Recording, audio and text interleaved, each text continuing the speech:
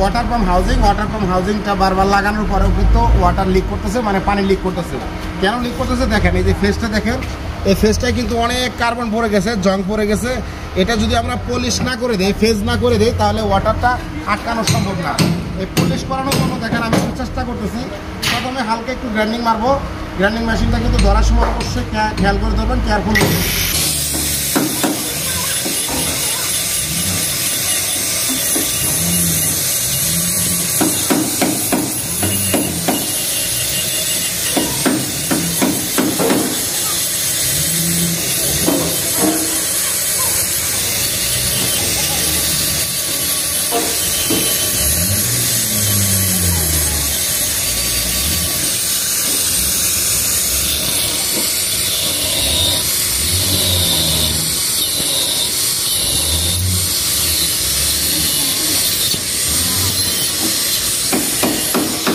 আমরা কাঠিন পাথর দিয়ে একটা রাউন্ড কেটে নিলাম। এবার আমরা সিরিজ ডিস্ক ব্যবহার করবো।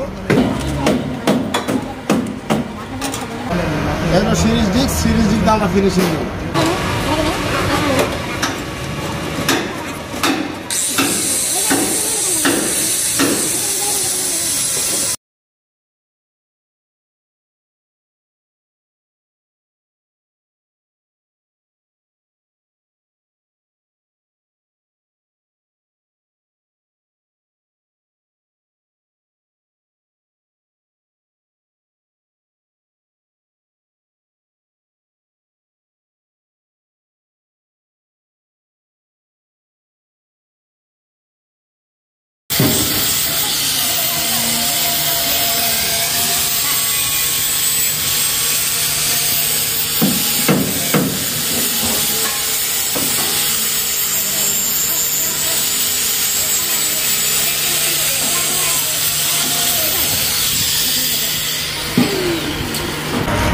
আলহামদুলিল্লাহ, আমাদের ফ্রেজটা দেখেন কত সুন্দর হয়েছে। আশা করি এখন আর ওয়াটার লিক করবে না, পারফেক্টভাবে ওয়াটার পাম্পটা সংযোগ করতে পারবো।